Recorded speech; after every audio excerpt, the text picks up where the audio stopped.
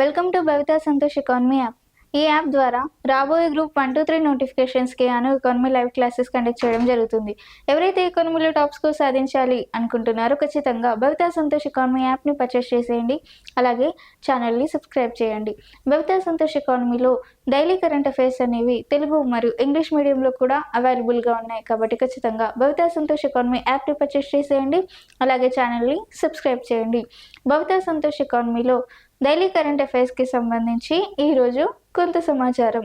ఈ daily current అఫైర్స్లో ఈరోజు first topic, ప్రధానమంత్రి మాతృవందన యోజనకి 9 సంవత్సరాలు. అంటే ప్రధానమంత్రి మాతృవందన యోజనని 2017 జనవరి 1 నాడు ఏర్పాటు చేయడం జరిగింది. ఎప్పుడు ఏర్పాటు చేశారు? 2017 జనవరి 1 నాడు ఏర్పాటు చేయడం జరిగింది. మరి ఇప్పుడు 2026 జనవరి 1 నాటికి 2026 జనవరి 1 నాటికి మనకి ఈ ప్రధానమంత్రి వందన యోజనను లేదంటే మాతృవందన యోజనను ప్రారంభించి 9 సంవత్సరాలను పూర్తి చేసుకుంది. మరి 9 సంవత్సరాలను పూర్తి చేసుకుంది. మరి ఈ పథకానికి లేదంటే ఈ పథకం ప్రవేశపెట్టడానికి గల కారణం ఏంటి అంటే, మనకి గర్భిణీ స్త్రీలు మరియు ఎవరైతే పిల్లలు ఉన్నారో వాళ్ళకి పౌష్టికాహారం అందించాలి, వాళ్ళకి బలాన్ని మరియు ఆర్థిక బలాన్ని లేదంటే వాళ్ళకి ఆర్థికంగా బలోపేతం చేయాలి, అలాగే వాళ్ళని పెంపొందించాలి, లేదంటే వాళ్ళకి పౌష్టికాహారాన్ని అందించాలి అన్న ఉద్దేశంతో ఈ ప్రధానమంత్రి వందన యోజనను 2017 జనవరి 1 నాడు ప్రారంభించడం జరిగింది. మనకి ఎప్పటివరకు 9 ఇయర్స్, 2026 జనవరి 1 నాటికి. ఎందుకోసం ప్రారంభించారు? మహిళలకు మరియు పిల్లలకు, గర్భిణీ మహిళలకు, పిల్లలకు పౌష్టికాహారాన్ని అందించే ప్రధాన ఉద్దేశంతో.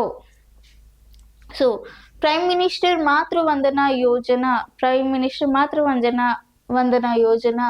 was completed 9 years up to 2026 January 1st. Completed 9 years up to 2026 January 1st. So the scheme was established in 2017 January 1st, or the scheme was introduced in 2017 January 1st. So in this scheme completed 9 years. So the scheme is for pregnant women and children to provide quality and protein food to pregnant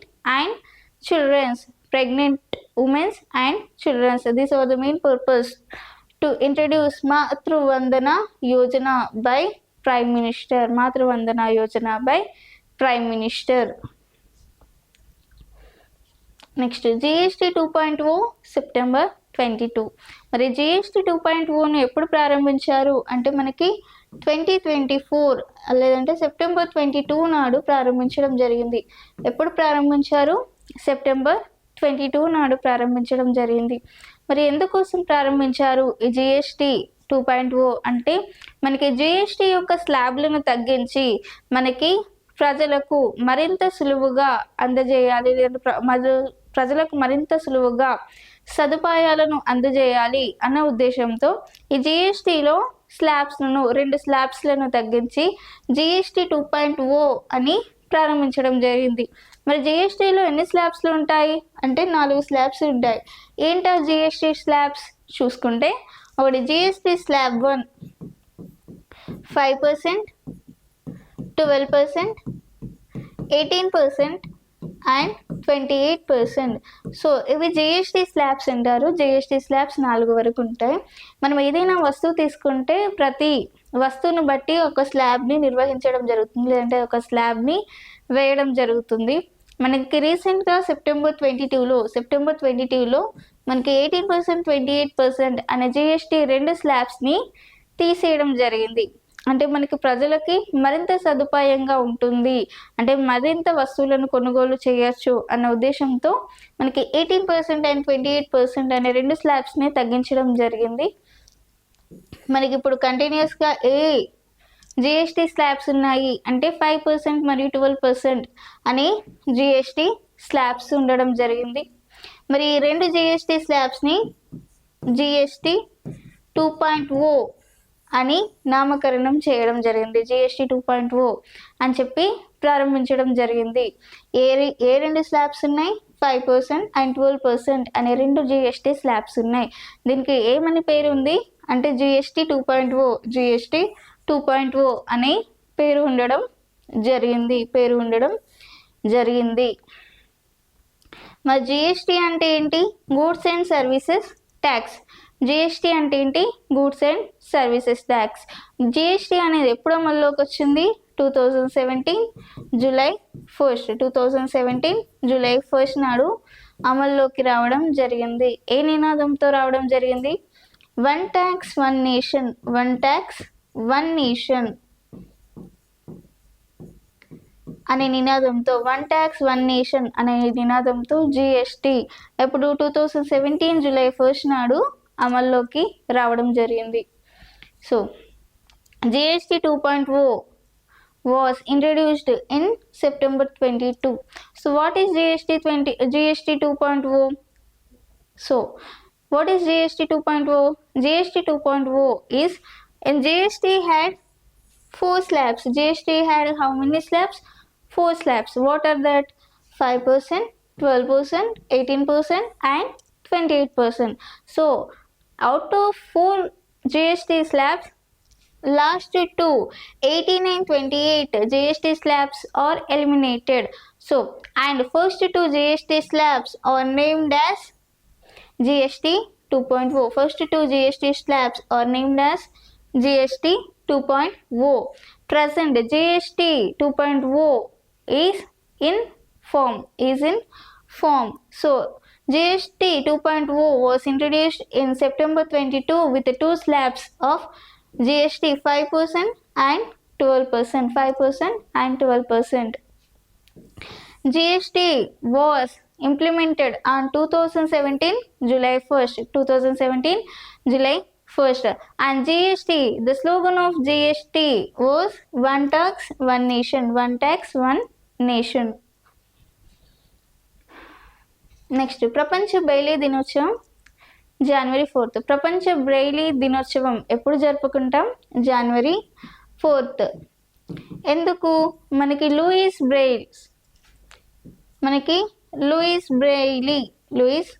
Braille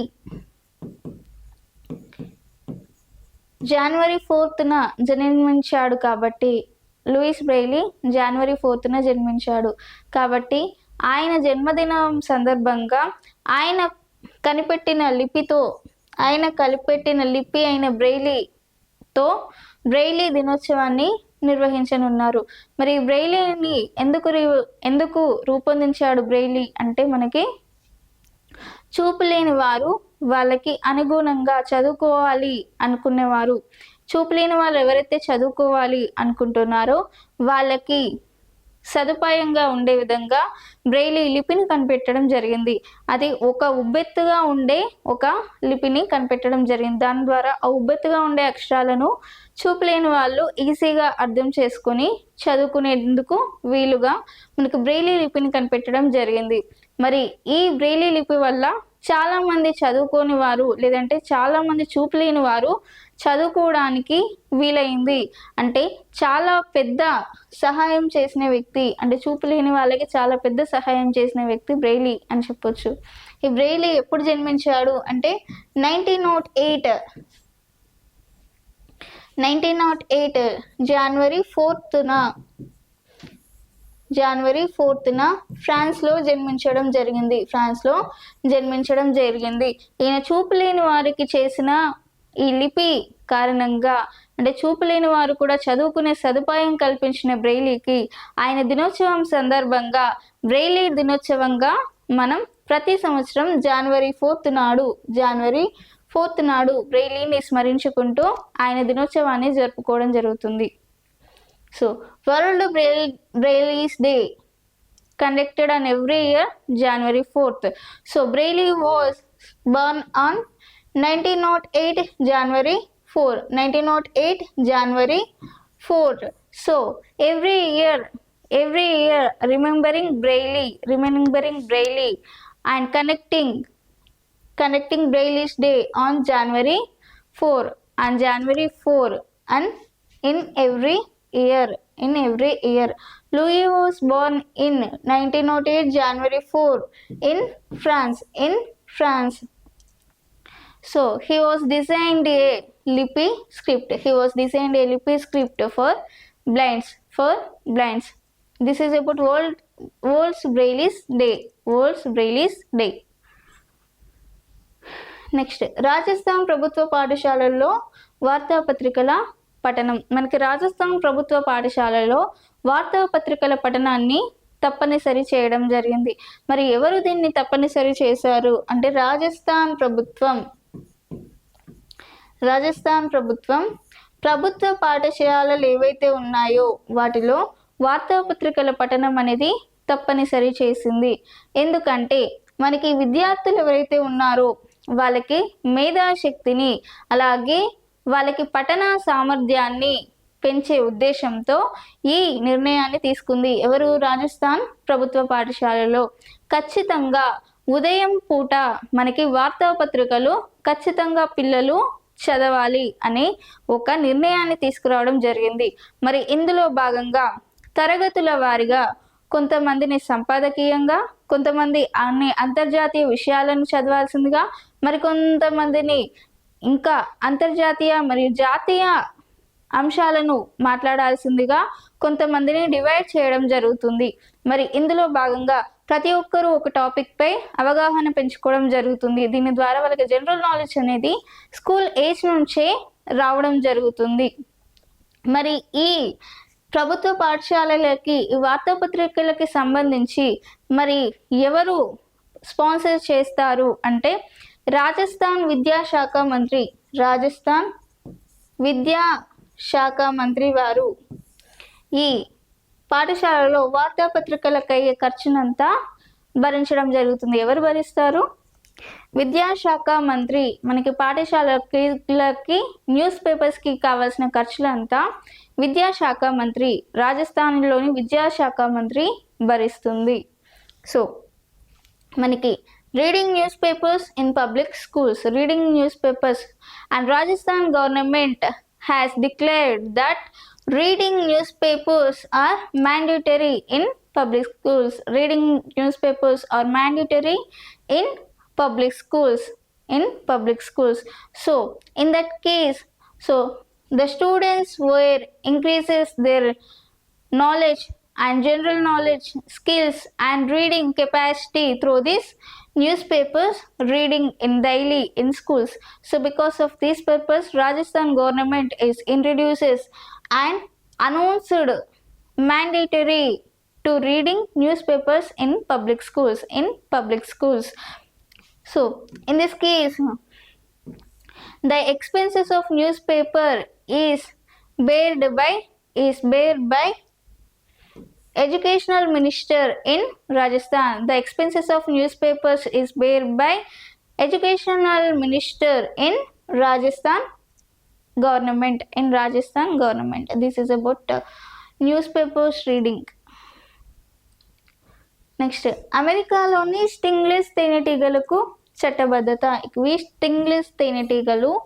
మరి stingless తేనెటీగలు అంటే ఏంటి అంటే ఒక Peru దేశంలో ఒక అత్యాధునిక తేనెటీగలకు చట్టబద్ధత కల్పించడం జరిగింది. మరి ఏంటి తేనెటీగల ప్రత్యేకత అంటే వీటికి ముళ్ళు ఉంటాయి. ఈ తేనెటీగలకు ముళ్ళుండి అవి కాటు వేయడం జరుగుతుంది. కాకపోతే వాటిలో ఎలాంటి విషం అనేది ఉండదు. అంటే ఆ తేనెటీగలు మనకు కాటు వేసినా మనకి ఎలాంటి హాని అనేది కలగదు. మరి అలాంటి తేనెటీగలకు ఒక చట్టబద్ధత కల్పించడం జరిగింది. ఎక్కడ? అమెజాన్లోని స్టింగ్లెస్ తేనెటీగలకు. ఈ స్టింగ్లెస్ తేనెటీగలు ఏవైతే ఉన్నాయో అవి హానికరం కావు. వాటికి ముళ్ళున్నా మనకి కుచ్చినా కూడా మనకి ఎలాంటి హానికరం జరగదు. అందుకోసం అని చెప్పి దీనికి చట్టబద్ధత కల్పించడం జరిగింది. మరి ఈ తేనెటీగలు అనేవి పరాగ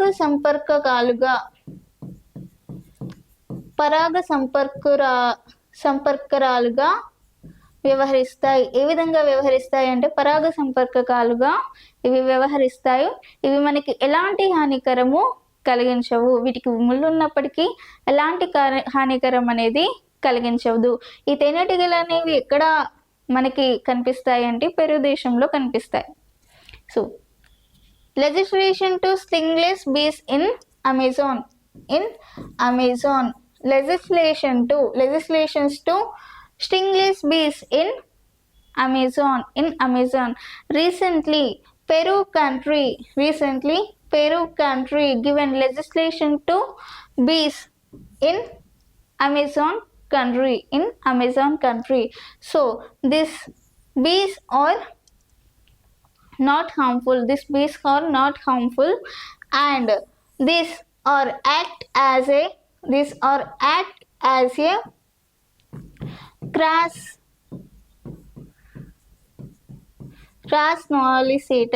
క్రాస్నాలిసేటర్ ఆర్ పరాగ సంపర్కకాలుగా ఇది వ్యవహరిస్తాయి. క్రాస్ పాలినేటర్స్గా వ్యవహరిస్తాయి.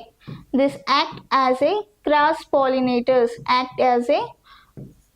Cross pollinators in Peru country. These bees are act as cross pollinators in Peru country. Next ఇద్దరు పిల్లల నిబంధన ఎత్తివేత. మరి ఏంటి ఇద్దరు పిల్లల నిబంధన ఎత్తివేత అంటే మనకు ఒకప్పుడు పంచాయతీరాజ్లో పోటీ చేయాలంటే ఎవరైతే ఇద్దరు పిల్లలు కన్నా ఎక్కువ ఉన్నారో అంటే ఎవరైనా వ్యక్తికి ఇద్దరు పిల్లల కంటే ఎక్కువ సంతానం ఉంటుందో వాళ్ళు ఈ పంచాయతీరాజ్ మరియు గ్రామీణాభివృద్ధి శాఖ లాంటి వేరే పోటీ చేయడానికి వీలుండేది కాదు. మరి దీనికి సంబంధించి ఇదివరకు ముందు ఎన్నికల ముందు అంటే ఈ ఎన్నికల ముందు ఉన్న ఎన్నికలలో దీనికి సంబంధించిన నిబంధన ఏదైతే ఉందో అంటే ఇద్దరు పిల్లల కంటే ఎక్కువ పిల్లలు ఎవరైతే ఉన్నారో వారికి ఈ నిబంధనను రద్దు చేశారు. మరి ఈ సంవత్సరం వచ్చిన పోటీలలో ఈ నిబంధనను పూర్తిగా ఎత్తివేయడం జరిగింది. అంటే ఇద్దరు పిల్లల కన్నా ఎక్కువ పిల్లలున్నా వారు పంచాయతీరాజ్లో ఎలక్షన్స్లో పోటీ చేయడానికి అర్హులు అని చెప్పి రీసెంట్గా శాసన మండలి రీసెంట్గా ఆమోదం తెలపడం జరిగింది. So 2-child rule lifted recently. The who are contest elections in Panchayati Raj, they are not eligible who had more than 2 or more children. Who had 2 or more children, he is thus not eligible to contest elections in Panchayati Raj. So in this rule is lifted. This rule was lifted in these elections. And this is about 2-child rule lifted. United nations GDP అంచనాలు. మరి United నేషన్స్కి సంబంధించి United nations వారు GDP అంచనాలను వేయడం జరిగింది. మరి ఈ GDP అంచనాలలో ఎంతవరకు అంచనా వేశారు అంటే 6.3% వరకు అంచనా వేయడం జరిగింది. మరి జీడిపి అంటే ఏంటి? Gross domestic product. ఒక దేశ భౌగోళిక సరిహద్దులో అంతిమ వస్తు సేవల ఉత్పత్తిని మనం ఆ దేశ జీడిపిగా పేర్కొంటాం. మరి ఆ దేశ జీడిపి అనేది ఎంతగా అంచనా వేసింది యుఎన్ అంటే 6.3%గా అంచనా వేయడం జరిగింది. మరి గ్రాస్ డొమెస్టిక్ ప్రోడక్ట్ అంటే the final value of goods and services that are produced in the boundary of particular country is called gross domestic product. So United Nations estimated GDP up to 6.3%. మరి ఇది ఈరోజు daily current అఫైర్స్కి సంబంధించి. మీకు ఇలాంటి topics ఇంకా కావాలి అనుకుంటే ఖచ్చితంగా భవితా సంతోష్ ఎకానమీ యాప్ని పర్చేస్ చేసేయండి. అలాగే ఛానల్ని సబ్స్క్రైబ్ చేయండి. Thank you.